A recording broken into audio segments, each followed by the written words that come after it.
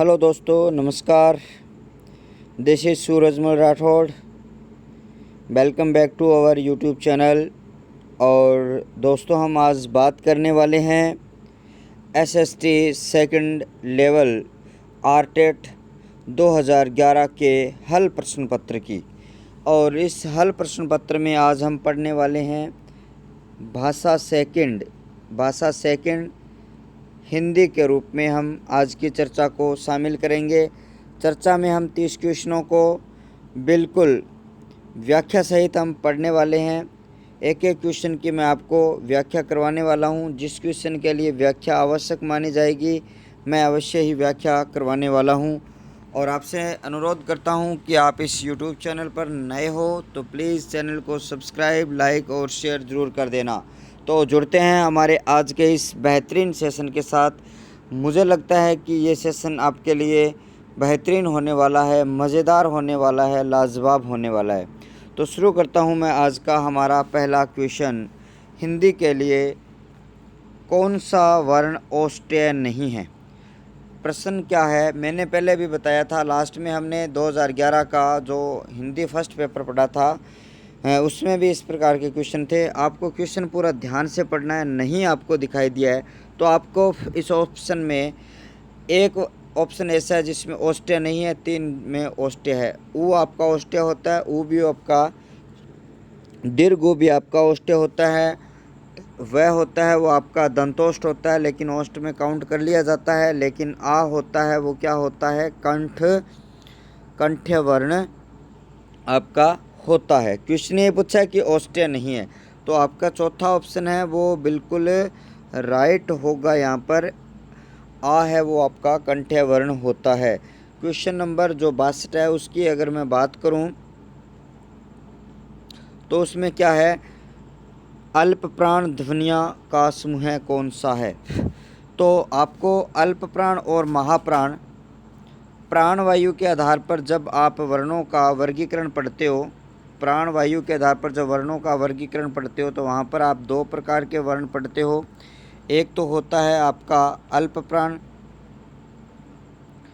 और दूसरा होता है आपका महाप्राण।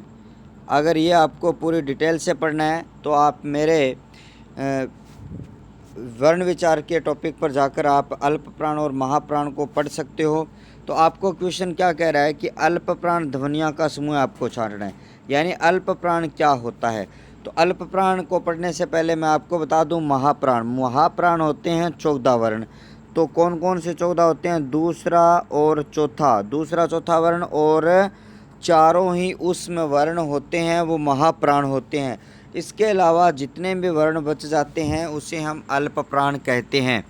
ठीक है, समझ में आई आपके बात? मैं यहाँ पर आपको महाप्राण एक बार फिर से बता देता हूँ। अगर आपके महाप्राण याद हो जाएंगे तो फिर आपको दिक्कत नहीं आएगी अल्प प्राण में। मैंने कहा हर वर्ग का दूसरा, हर वर्ग का चौथा, यानी वर्ग हमारे पास 5 है।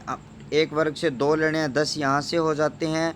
और चारों ही उष्म वर्ण हैं। उष्म का तात्पर्य है तालव्य, मूर्धन्य, दंत्य और ये जो है होता है, ये क्या होता है? महाप्राण होते हैं। इस तरीके से महाप्राण की संख्या 14। इसके अलावा जितने भी वर्ण बच जाते हैं उन्हें हम क्या कहते हैं? अल्प प्राण। तो संख्या कितनी हो जाएगी?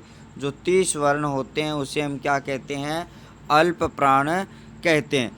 अब आपको ये छांटने, अगर ये इनमें से कोई दिखाई देता है, दूसरा और चौथा और इन चारों में से, तो वो आपका महाप्राण हो जाएगा, बाकी अल्प प्राण हो जाएंगे। तो मैं हल करता हूँ 62वां क्वेश्चन। आपको बिल्कुल बात समझ में आई होगी। देखिए, इसमें आपको 1 नंबर, 2 नंबर, 3 नंबर दिखाई दे रहा है, ये नहीं होता। अल्प प्राण के लिए मैं बता देता हूँ, दूसरा चौथा हटा दिया हमने, तो पहला, तीसरा और 5वां, ये 3 वर्ण तो आपको छांटने ही छांटने। उसके साथ अंतस्थ व्यंजन हो जाते हैं और उसके साथ साथ में आपके जो स्वर होते हैं वो सारे स्वर यहाँ काउंट होते हैं। तो देखिए यहाँ पर पहला, दूसरा, तीसरा, तो ये वाला ऑप्शन कट गया। पहला, दूसरा, 5वां, यानी 1, 2, 5, ये भी ऑप्शन कट जाता है। यहाँ पर देखिए पहला और तीसरा और 5वां, ये ऑप्शन यहाँ पर हद तक सही हो रहा है अभी तक, लेकिन चौथे ऑप्शन को और देख लेते हैं। पहला, दूसरा और पांचवा, ये भी ऑप्शन आपका कट जाता है। तो मैंने ये कहा अल्प प्राण होता है पहला, तीसरा, पांचवा, यानी दूसरा ऑप्शन यहाँ से बिल्कुल क्लियर हो जाता है आपका। शुद्ध शब्द है। शुद्ध शब्द की अगर बात करूँ तो आपका आशीर्वाद जो शब्द है हर परीक्षा में पूछा जाता है, तो इसकी ओर आपको ध्यान देना। यहाँ पर ये अशुद्ध रूप लिखा गया है, मैं आपको बता देता हूँ। आशीर्वाद जो शब्द है वो इस तरीके से शुद्ध होता है। ये आपकी विसर्ग संधि है, आशीर प्लस में वाद, इस तरीके से ये विसर्ग संधि आपकी यहाँ होती है। तो तीसरा ऑप्शन कट गया। अनाधिकार नहीं होता, अनधिकार होता है। अन उपसर्ग के साथ में अधिकार शब्द जोड़ा तो आपका अनधिकार हो जाता है, तो यहाँ पर ये भी गलत है। विच्छिन्न में क्या होता है, यहाँ से ये हर्षवचय और आता है, ये भी नहीं है, तो आपका ये कट गया, ये कट गया, ये कट गया। कार्यक्रम शब्द है वो बिल्कुल यहाँ से शुद्ध हो जाता है। महा प्लस उदय, ए या आ के बाद अगर पहले पांच, यानी पहले पांच कौन कौन से, ए या आ के बाद, मैं इधर दोबारा से लिख रहा हूँ, ए या आ के बाद पहले पांच ई उ और री आए तो वहाँ पर संधि गुण होती है। अब गुणादेश में मैंने आपको बताया ऊपर एक मात्रा और इस तरीके से आपको मिलती है। तो यहाँ से देखिए ऊपर एक मात्रा एक ही ऑप्शन में बचती है, बाकी में दो है, यहाँ पर है ही नहीं, तो पहला ऑप्शन यहाँ से बिल्कुल राइट हो जाएगा। संधि के वीडियो भी आप मेरे इस प्ले लिस्ट में जाकर देख सकते हो। तो नेक्स्ट क्वेश्चन की बात करूँ, सद्भावना का संधि विच्छेद होगा। सद्भावना का आपको संधि विच्छेद बताना है, तो यहाँ पर सह प्लस भावना गलत, सैद भावना ये भी गलत, सद प्लस भावना, लेकिन शब्द होता है वो शत होता है, उसके साथ में हम भावना लगा देते हैं। व्यंजन संधि, व्यंजन संधि का नियम इधर लगने वाला है। व्यंजन संधि का 1, 3, 5 का नियम आप मेरी वीडियो देखोगे, 1, 3, 5 का जो नियम है वहाँ लगाओगे, यहाँ पर जो आपका 3 नंबर लगेगा और इस तय को 3 में बदल दोगे तो शब्द सद्भावना बन जाएगा। यही आपसे पूछा गया है, तो ऑप्शन आपका 4 नंबर बिल्कुल राइट होगा। धरित्री शब्द का तद्भव रूप होगा। धरित्री है वो तत्सम रूप है, और इसके तद्भव की अगर मैं बात करूं, इसके तद्भव की अगर बात करूं तो धरती शब्द है वो तद्भव होता है। तो ऑप्शन देखेंगे हम धरती किस में आता है, तो धरती शब्द की बात करूं तो दूसरा ऑप्शन है वो बिल्कुल यहाँ से राइट हो जाएगा। दो भिन्न भाषाओं के मेल से बना शब्द कहलाता है। तद्भव नहीं होता, हिंदी के होते हैं, देशज नहीं होते, देशी शब्द होते हैं, विदेशी वाले शब्द होते हैं, लेकिन जो संकर शब्द है वो दो भिन्न भाषाओं का योग है बराबर संकर। तो यहाँ से ऑप्शन कौन सा राइट होगा, चौथा ऑप्शन है वो बिल्कुल है आपका राइट होने वाला है। आपसे वापस 68 में पूछा गया तत्सम शब्द है। तत्सम शब्द की पहचान आपको यहाँ से कर लेनी है। तद्भव शब्द तद्भव शब्द है। तद्भव शब्द की अगर मैं बात करूँ तो वायु, समीर, व्यार, ध्वज। तो इस क्वेश्चन को मैं एक बार पेंडिंग छोड़ रहा हूँ, शायद मेरे हिसाब से यहाँ पर जो ध्वज शब्द है वो यहाँ से तत्सम है, ठीक है। तो यहाँ पर तद्भव की जगह तत्सम शब्द आएगा, ये आपको ध्यान रखना है। बाकी ये जो शब्द आपको दिखाई दे रहे हैं ये सारे ही तद्भव शब्द हैं, लेकिन जो ध्वज है ध्वज आपका तत्सम शब्द है। क्वेश्चन में थोड़ा सा रोंग है, जिस बुक में ये लिखा गया है थोड़ा सा रोंग है, आप करेक्ट कर लीजिएगा। हवा का पर्यायवाची नहीं है, वायु है। ये जो ऊपर वाला क्वेश्चन ही है वो इसका डिटो है, इसका डिटो कर रखा है, ये क्वेश्चन इधर गलत है। लेकिन इस हिसाब से मैंने ध्वज बिल्कुल सही बताया है, लेकिन 68वां क्वेश्चन यहाँ पर गलत प्रिंट हुआ है, तो थोड़ा सा आप इधर ध्यान नहीं दोगे। यहाँ से अगले दो क्वेश्चन भी गलत। हवा का पर्यायवाची नहीं है, ध्वज नहीं है, ये चौथा ऑप्शन यहाँ से राइट होगा। अगला है स्वाधीन। जो स्वाधीन है उसका विलोम बताना है। स्वाधीन का विलोम होता है प्राधीन। तो ये भी क्वेश्चन 71 नंबर क्वेश्चन भी मैं नहीं पढ़ रहा हूँ, यहाँ पर भी गलत प्रिंट है, क्षमा चाहूँगा मैं इस प्रिंटिंग के लिए। उसके बाद में अगर क्वेश्चन नंबर 72 की बात मैं अगर करूं तो ये 2 क्वेश्चन है, मैं बाद में आपको हल करवा दूंगा डिस्क्रिप्शन में इन 68 और जो आपका 71 क्वेश्चन है उसको मैं डिस्क्रिप्शन में लिख दूंगा, वहां से आप उसको रीड कर लेना। 72वें क्वेश्चन में क्या लिखा है, संज्ञा का प्रकार नहीं है। व्यक्तिवाचक, जातिवाचक, भाववाचक 3 प्रकार की संज्ञा होती है, आपका देशवाचक संज्ञा नहीं होती है। किस समूह में सभी सर्वनाम प्रश्नवाचक है, तो आपका प्रश्नवाचक सर्वनाम। 6 ककार आपको याद रखनी है, 6 ककार, जिसमें कब, कौन, क्या, कैसे, किसे आदि जो ये 6 शब्द आते हैं, कहाँ ये वाले शब्द आते हैं, कौन, क्या, किसने, ये है आपके 6 ककार में से। तो पहला ऑप्शन है वो इसका राइट होगा। पुस्तक से कौन सा विशेषण बनता है, तो पुस्तक में जब यह प्रत्यय जोड़ते हैं तो पुस्तकीय, पुस्तकीय ये विशेषता है। कहते हैं ना, मुझे पुस्तकीय ज्ञान, ज्ञान एक संज्ञा है और पुस्तकीय उसकी क्या है, विशेषता है। आप इस तरीके से जोड़कर देख सकते हो। वाक्य में प्रयुक्त शब्द कहलाते हैं, वाक्य में जो प्रयुक्त शब्द होते हैं उन्हें हम पद कहते हैं।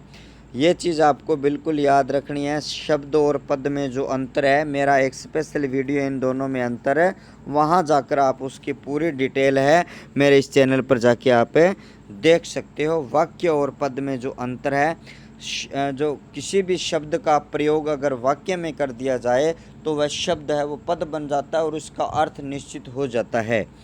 उसके बाद में नेक्स्ट क्वेश्चन की बात अगर करूँ 76, बोलो कोई सुन लेगा, वाक्य में, यानी धीरे बोलो कोई सुन लेगा, तो यहाँ पर जो आएगा वो आएगा धीरे, धीरे बोलो कोई सुन लेगा, चौथा ऑप्शन यहाँ से राइट हो जाएगा। वाक्य में शब्दों का क्रम निर्धारित होता है पद क्रम से, पदों का जो क्रम अभी पढ़ के आए हैं, जो शब्द होते हैं उनको पद कहते हैं और उनका जो क्रम होता है उसे हम पद क्रम कहते हैं। तो पद क्रम से ही निर्धारित होता है वाक्य में शब्दों का।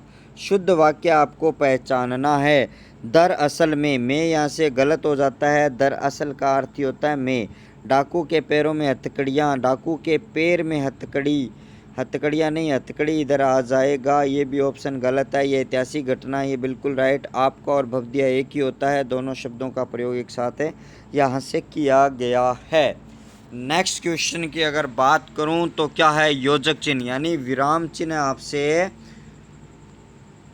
पूछा गया है। विराम चिन्ह मुख्य रूप से हम आपकी जो माध्यमिक शिक्षा बोर्ड की जो पुस्तक आती है उसके हिसाब से अगर मैं बात करूं तो आपके 16 प्रकार के जो विराम चिन्ह होते हैं उनमें से आपसे योजक पूछा गया है। तो ये वाला जो निशान है वो आपका योजक है, ये कोमा है, ये फिर अर्ध विराम है, ये जो कोलन का निशान आपको दिखाई दे रहा है, अर्ध अल्प विराम आपको यहाँ से दिखाई दे रहा है। तो आपका पहला ऑप्शन इसका राइट हो जाएगा। लाघव चिन्ह का प्रयोग होता है, लाघव मतलब छोटा, छोटा करने के लिए, यानी किसी बड़े अंश को संक्षिप्त रूप करने के लिए लाघव का प्रयोग किया जाता है। जैसे मैं पंडित शब्द मैंने लिखा है, पंडित शब्द मैंने लिखा है, जैसे मैं ये लिखता हूँ पंडित जगन्नाथ, ठीक है, इसको मैंने लाघव करना है तो हम ऐसे लिखते हैं ना पंडित, और ये शब्द हो गया जगन्नाथ। तो ये शब्द क्या कहलाता है, ये जो इसमें है वो आपका लाघव चिन्ह का प्रयोग यहाँ से किया जाता है। गड़े मुर्दे उखाड़ना, इस क्वेश्चन पर भी डाउट है, मैं 81 क्वेश्चन को भी डिस्क्रिप्शन में डालने वाला हूँ, थोड़ा सा देख के उसको। उसके बाद में भीगी बिल्ली होना, 83 क्वेश्चन है। भीगी बिल्ली होना का अभिप्राय है भीग जाना, डर जाना,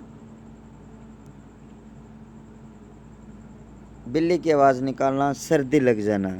तो भीगी बिल्ली का मतलब होता है डर जाना। यहाँ पर इस 1 नंबर से आपको नहीं जानना है, भीगी बिल्ली का मतलब भीग जाना नहीं होता, भीगी बिल्ली का मतलब होता है डर जाना होता है। तीसरा ऑप्शन इसका राइट हो जाएगा।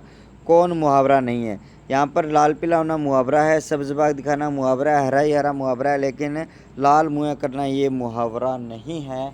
मुहावरे का अर्थ ये हो सकता है लेकिन मुहावरा बिल्कुल ये वाला नहीं है। नौकरी चाहने के लिए लिखा जाएगा, नौकरी चाहने के लिए आवेदन पत्र यहाँ से लिखा जाता है। विज्ञप्ति जारी करने वाले अधिकारी का नाम नीचे लिखा जाता है। जैसे मान लो ये फॉर्मेट है, ये मेरा एक विज्ञप्ति लिखने का पेज है, तो इस साइड में क्या लिखूँगा, इस साइड में मैं विज्ञप्ति जारी करने वाले अधिकारी का नाम पद यहाँ पर लिखा जाएगा। तो सबसे नीचे दाहिनी ओर यहाँ पर लिखा जाता है, तो पहला ऑप्शन बिल्कुल राइट हो जाएगा। जैसे मैंने ये विज्ञप्ति का फॉर्मेट यहाँ पर आपको मैंने बताया है। नेक्स्ट क्वेश्चन की बात हम करें तो नेक्स्ट क्वेश्चन आपका, सरकारी विभाग अपनी योजनाओं की जानकारी जनता के लिए जारी करता है। जनता के लिए जारी करता है, एक विज्ञप्ति के माध्यम से जारी करता है जो भी आपकी सूचना निकलती है। अब देखिए हम 88 से 90 जो 3 क्वेश्चन है वो इस पद के अनुसार पढ़ने वाले हैं। पर्यावरण का अर्थ हमारे आसपास का वातावरण, पर्यावरण में सभी सजीव एवं निर्जीव अवयवों के आदान प्रदान द्वारा एक साम्य अवस्था बनी रहती है, जिससे जीव जंतु तथा पौधे संतुलित विकास करते हैं। परंतु किसी भी कारणवश यदि पर्यावरण का एक घटक या अवयव कम या अधिक हो जाए या कोई भी अन्य पदार्थ कम या अधिक मात्रा में प्रवेश कर जाए तो पर्यावरण असंतुलित या दूषित हो जाता है। इसे पर्यावरण प्रदूषण कहा जाता है। ये जो आपको दिखाई दे रहा है ये पद, इस पद पर आधारित हम 3 क्वेश्चन यहाँ से पढ़ने वाले हैं। चलो पहला क्वेश्चन चलते हैं, क्या है कि इस पद्यांश का शीर्षक होगा। तो आपको पता ही है पर्यावरण प्रदूषण हम पढ़ ही रहे हैं, तो पर्यावरण प्रदूषण इसका शीर्षक है 1 नंबर ऑप्शन। निर्जीव का मतलब जीवन रहित, जिसका निर्जीव बिना जीवन का है वो निर्जीव है। पर्यावरण के किसी घटक के कम या अधिक होने पर होता है पर्यावरण प्रदूषण हो जाता है। इस तरीके से हमने आज की चर्चा में 30 क्वेश्चनों को शामिल कर लिया है। हमने अभी पढ़ा था आरटेट 2011 का सॉल्व पेपर, और इस सॉल्व पेपर में हमने हिंदी भाषा सेकंड के रूप में हमने पढ़े। और मैं आपको बता देता हूँ, हिंदी भाषा आसान आती है, फर्स्ट हो चाहे सेकंड हो। तो आप अब वर्तमान समय में जो रीट 2020 हुई है, 2017 हुई है, उसके मुकाबले अगर मैं रीट के भाषा की बात करूं तो आप हिंदी भाषा को फर्स्ट लैंग्वेज के रूप में चुनोगे तो आपको उसमें कम थोड़ी मुश्किल मिलेगी। लेकिन जब सेकंड को चुनते हो तो वहाँ पर काव्य शास्त्र का ज्ञान आपको होना ज़रूरी है, वहाँ पर एक स्पेशल हिंदी का विद्यार्थी होना ज़रूरी है। ये बातें बड़ी महत्वपूर्ण हो जाती है। तो आज की चर्चा में मैं आज की क्लास को यहीं विराम देना चाहूँगा, और फिर हम बाकी और सेशन में हम ऐसे ही क्वेश्चनों को पढ़ने वाले हैं। तब तक के लिए बाय बाय, नमस्कार।